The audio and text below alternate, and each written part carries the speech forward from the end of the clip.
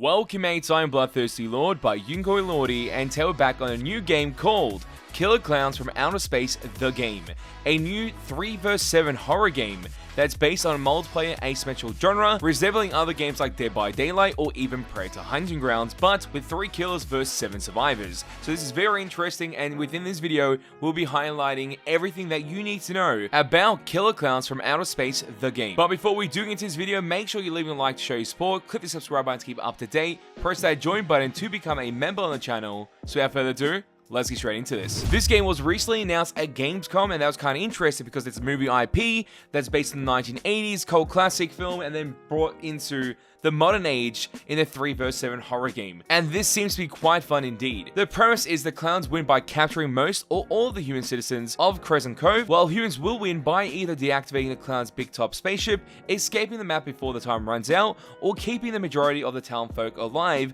for the entire round. This seems kind of interesting. The dynamic of this game and how it's going to be played should be really fun and just dumb fun, and I'm all up for it. And that is somewhat interesting to you mates. There's also a beta that you can sign up for right now, so just go on the main website, sign up to it, and be able to play it in some type of near future. And then from there we go into the aspects of what is being able to be picked, what are the weapons, and also the map that you are playing on. So let's start with the clowns. At this very moment there seems to be 5 clowns, and the clown players will have access to a wide variety of skills but powerful tools. Players can select from 1 or 5 clowns, and their classes will change depending on their unique special abilities, such as a balloon animal dog, which you can use to sniff out opponents, or a AoE lol attack that heals your allies and debuffs your enemies. So there seems to be a bit of synergy for your classes as the clown, and also like some type of hunter variants to find the other human classes, your enemies, and the human citizens. So this should be quite interesting to see. So let's jump into the first class, and that first class is called Jumbo, and Jumbo's ability is a jack of all trades. He has the Pentashot Blaster, is a shotgun-like weapon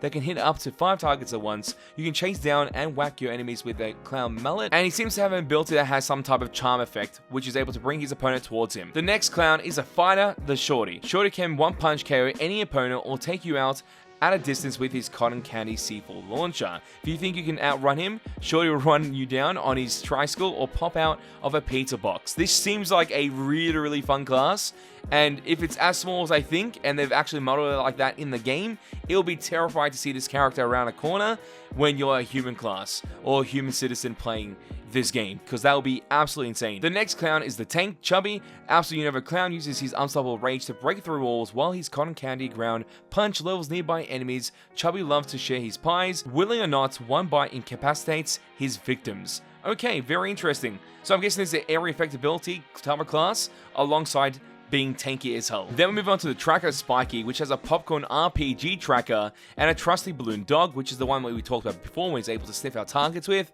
That is great. That is the tracker component of his kit. He can also summon an invisible car and speed off towards his victims. That is crazy. That is crazy. Hopefully that ends up one-shotting them or downing them into a down state of some sort. We will find out when the game is released or in beta. Let's move on to the next clown, and that clown is the Trapster, Rudy. While his brethren seeks and destroys, Rudy plots and traps. His baby clown Snake, Evil Jack in the box, and Popcorn Mines, exactly what they sound like, will snare any unsuspecting human who triggers them. This class sounds really fun for setting up potential. So you would use this class setup, you have a Trapper class to help out with finding the opponents, then depending on your team comp, it can change. You can play whatever you want, but there seems to be some type of clowns that I'm interested in already, especially playing killers the majority of the games I play. When it comes to multiplayer asymmetrical horror games, I do enjoy these clowns here. They seem to be a lot of fun, and the dynamic of having 2 more killers be by your side as you're hunting down the opponents will be so much fun. But now let's talk about the opponents, the survivors. Protecting humanity is what their goal is.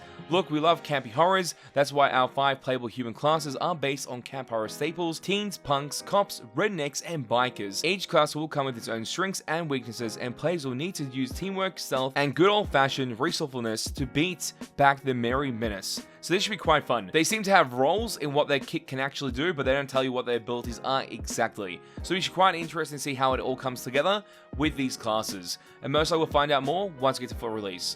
Now let's move on to the next aspect, and that is the items. So the human weapons will be most likely axes, pipes, and shotguns, and etc. in that category. But what about the clown's arsenal? What will they use in this game to destroy their opponents? And there's some sweet weapons we can highlight here, no pun intended, and that is Scott Candy Ray Gun, and that's me quite cool. As you can see, looks interesting. These are also referenced in the movie and also early on in some of the classes. We've got the Popcorn RPG, the Tracker Cotton Candy Ray Gun, the Fighter Cotton Candy Ray Gun, and also the Trapper Cotton Candy Ray Gun. And this seems to be a weapon for each class, so I'm hoping there's multiple weapons that each clown can use and not just one or two, and maybe they can be switched around as well between killers. We'll find out. And the map being Crescent Cove, the one map that we know of at this very moment, which is based from the movie itself, and you can see it on screen right now being a Carnival-like map and keeping some of those main objectives in the map itself that connect to the movie. So it should be quite interesting to relive the movie in the game itself. So I'm very interested to be able to be a part of this and be able to play this when it comes out at a later date. Hoping there's gonna be more maps, more clowns, more classes, and just a lot more showcase of what this game has to offer,